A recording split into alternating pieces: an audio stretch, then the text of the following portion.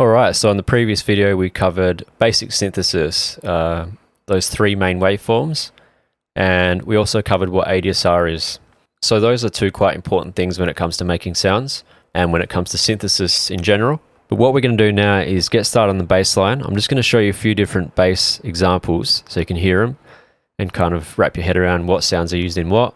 And then we'll do a quick little exercise and then we'll move on to making a bass line for your own track. And what I'll do in that case is just do one for myself, and then you can either follow along or do something similar for your own track. So I've got a little project here. I haven't included this because I'm just showing you as an example, but I've got 4 different bass lines here, and I'll just kind of quickly explain them as we go. So I'm just going to play this first one.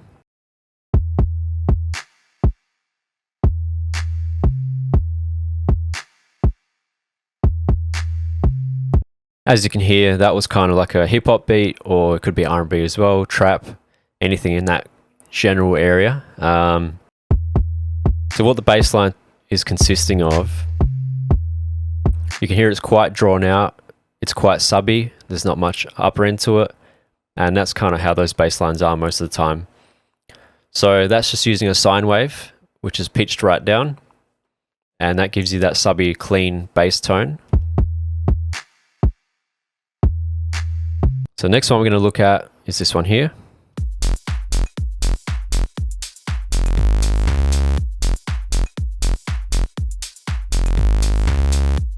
So you can hear this one here is quite a bit crunchier. It's kind of like an electro dancey track.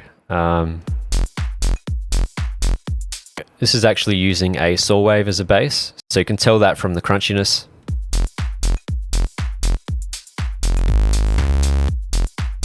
And it's just pitched right down, obviously, to become bass line. So like I was saying before, you're not limited to, it's not like you have to use a sine wave as a bass and a saw as a lead. You can use them anywhere you want, as long as it makes sense and it sounds good. So we're going to look at this next one here, bass 3.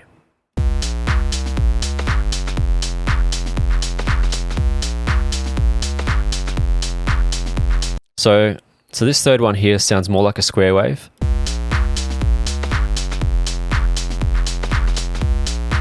So in this kind of genre, like bass house, tech house, that kind of stuff, square waves are quite commonly used as bass lines. So this gives you, it still gives you a crunchy sound, but nothing like the saw wave over here.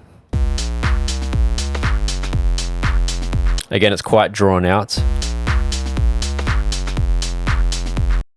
I'm talking about the bass notes, that is. They're all drawn out, they're quite sustained, and that works for this genre. Now we're going to look at this last one here. Bass 4.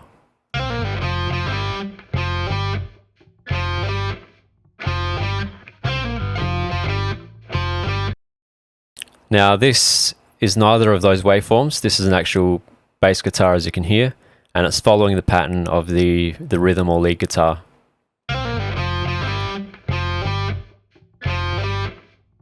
And that's another option again, depending on the kind of music you make. But yeah, this was just a little introduction as to what bass lines are and where they can be used. Now we're going to jump into the exercise. Okay, so hopefully you opened up this project all right. I've included that for this week's files. So it's week 2 making sounds. So what you can see when you open up this project is we've got a little drum loop here. So if I hit play on this master, it's playing this little drum loop, and you'll probably see these other 3 tracks here. So we've got bass, pad, and lead. Now, what I'm going to do is just show you these sounds quickly. So to do that, I'm just going to arm it, and then I'll play it on my keyboard. So you can do this yourself. Just arm the track so it's red. That means you're playing this track here. And make sure you have your keyboard turned on up here as well, because if I do that, it's not going to play anything. So make sure that's on. And you should hear some sound when you press your keys. So that's the first sound. I'm going to arm this second one here. And the third one.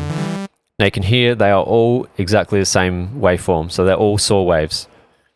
What we're going to do, so this is going to be an example of showing you how you can use the same waveform for different parts of your track. So you can use the same waveform for bass, lead, and pad, as long as they're used in the correct way, which is what we're going to do now.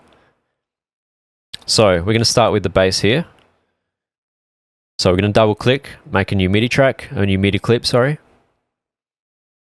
Now make sure your little headphone icon's on. When you press long here, you should be able to hear some sounds. So what I'm going to do here is put a little pattern in for the bass. Because it's bass, I'm going to have to go quite low, so something up here is not going to work. I'm probably going to have to go down. That's probably... So you can see it starts to sound bad if you go too low. Like that, that's just not usable. So I might go somewhere around here. So I'm just going to put in a little pattern here. So it's like the drums, how we were programming them in last week. You just double click and put the notes in where you want. And this is basically a sideways piano. So if you can't hear it, make sure you're playing it. What I'm going to do is make this 2 bars long. To do that, I'm going to come over here to length and either click and drag up, or you can just click and type in 2 and hit enter. So now we've got our MIDI clip, which is 2 bars long.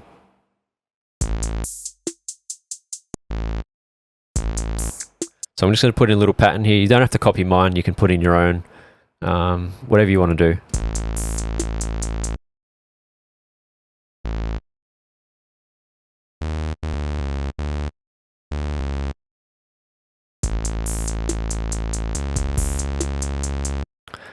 So I might actually make this 4 bars long, just to give myself a little bit more room for a nicer melody. I can just grab this as well, duplicate it, and move it down.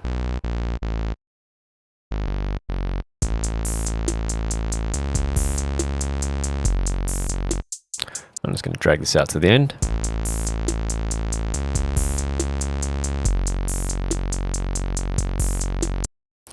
Actually, right at the end here, I'm just going to put in a little change. It's starting to get quite low, but it's still just okay. I wouldn't go much lower than this. Where am I? E1.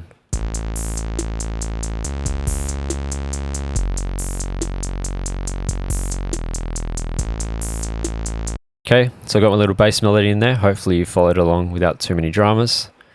Remember, if it gets too complicated with this, you can always change this grid to, let's say, quarter notes or even half notes. You can actually go even a bar long for the bass. That might be easier to work with. And just to zoom in and out here as well, I was using the magnifying glass. So if you bring your mouse over to the left, if you click and drag right, you'll make it bigger, so you'll zoom in. If you click and drag left, you'll zoom out. That's how you use that. And again, you got this little magnifying glass here. So if you click and drag that up and down, you can zoom in and out. You can also move left and right.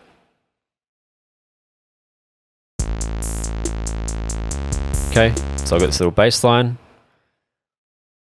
I'm pretty happy with that, so I'm going to move on to the pad.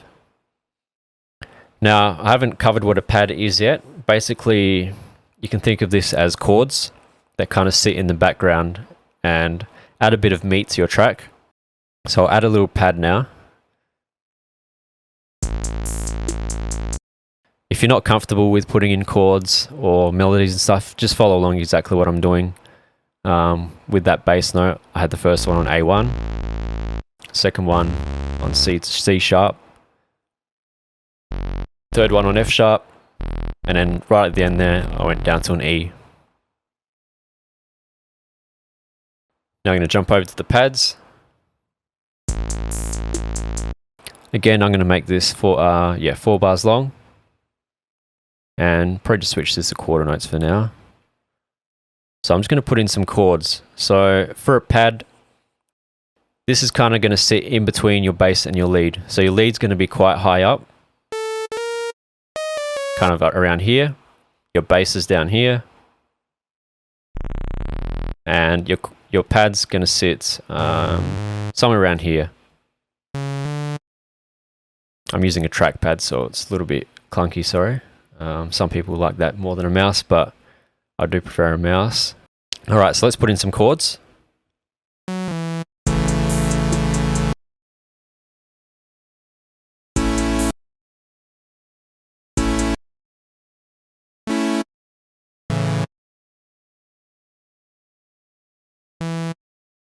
So I've got this chord here. It is quite low actually, so what I'm going to do is highlight these notes and I'm going to move them up a whole octave. So they're still going to be in the same notes, just an octave up. So a quick way to do that, instead of highlighting them and using your arrows and going up one by one,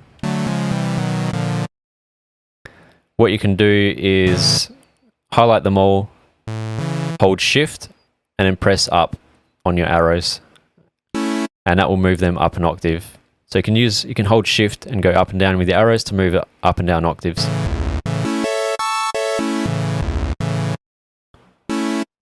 So I'm just going to move it here so that the root note of A is on A3. So I've got A3, C sharp 4, and E4. That's my first chord. I'm going to put the next chord in.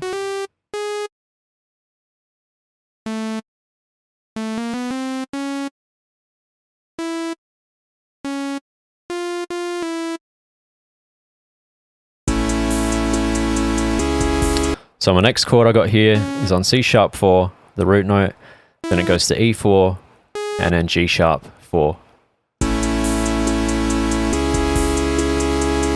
And I'm just going to put this last little chord in.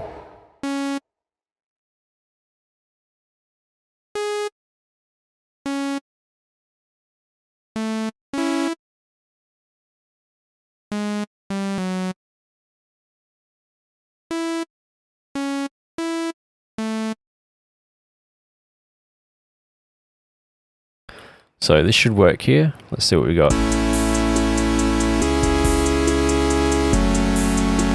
So this third chord here is just on F sharp 3, A3, and C sharp 4. And I might just change it right at the end here.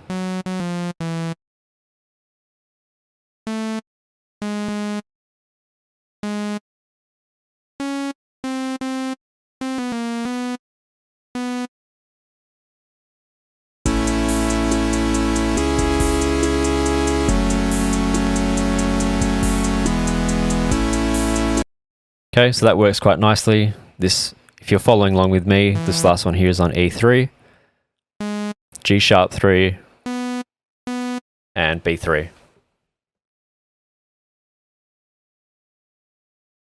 And it's 4 bars long. And you can just kind of copy what I got there if you want to follow along with mine and you aren't comfortable doing chords on your own yet. That's perfectly fine.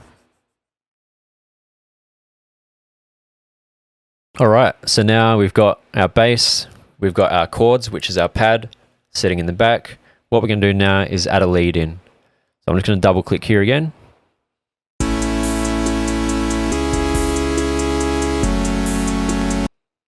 Now just make sure I'm playing this one as well. And I'll make this 4 bars long, just like the others, so we can have a nice little melody going. So my lead, your leads are usually quite high. They're the kind of the main character when it comes to a track. Most of the time they're going to be the melody that people catch on to. It's going to be the hook. It's going to be the memorable part of the track that people are kind of drawn to straight away. Depends on the type of track and genre obviously, but the lead is the one that likes to take main stage. So I'm just going to add a little lead in here. Just going to change this to make it less confusing. Now the lead is going to be quite high up.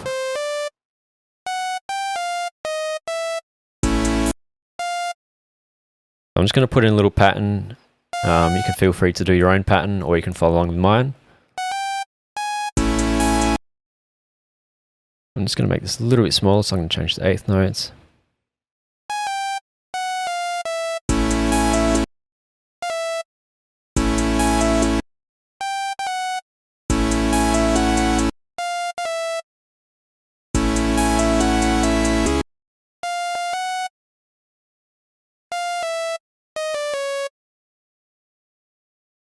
So if you want to move notes around like that, what you can do is hit Control D and use arrows to move up and down.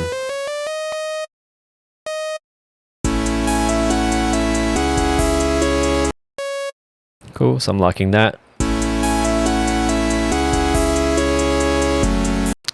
I'm just going to copy this melody over. I think that can repeat, that can be my little hook. So what I'm doing is drag selecting. Make sure you drag the whole bar otherwise it's not going to copy across properly. So this highlighted line up here should cover the whole first 2 bars. And then hit Command D or Control D, and that will duplicate it over. So let's see what I got now.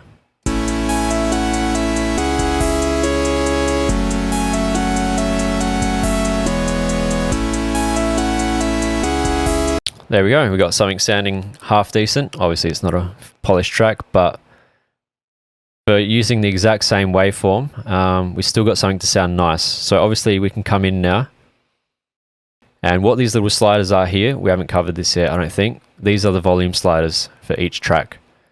So now we can play around with these until we get something we like. So for the pad, it probably wants to be a little bit quieter, so I'm going to bring that down a bit.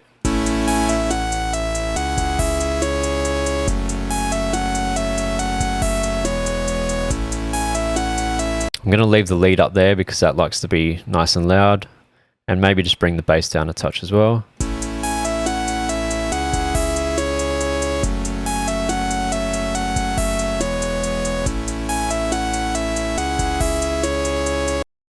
You can see when it goes red here, I'm starting to clip, so I might just highlight all of these. What I'm going to do is click this first one, shift select to the end here.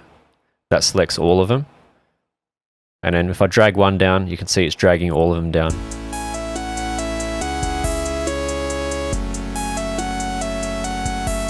So you want to make sure you're not clipping when you're making your own tracks.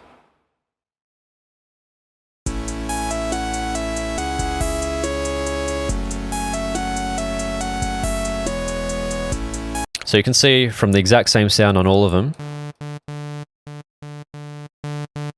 we managed to make something sounding quite nice just by having them in the proper registers. So having the bass down low, doing the right pattern, having the chords kind of in between, and then having that lead up top.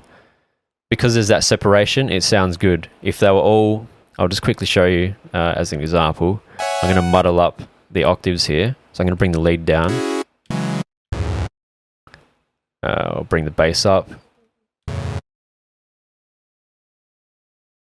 And how I'm selecting them all at once really quickly is I'm just hitting Command A to select all, or you can hit Control A on PC. Just click inside here and hit that, and it will select every single note. And I'm just going to shift these around a bit. So let's say I had something like this. We'll see how that sounds.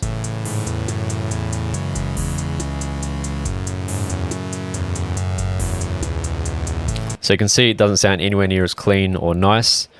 Unless you're going for that kind of vibe, but we're not in this example, so I'm just going to undo that, bring it back to what I had. But yeah, that was a little introduction into making sounds. Hopefully that all made sense. What we're going to do in the next video is we're actually going to take a look at making a bass line from sounds that are in Ableton, and also making a lead melody for your track as well.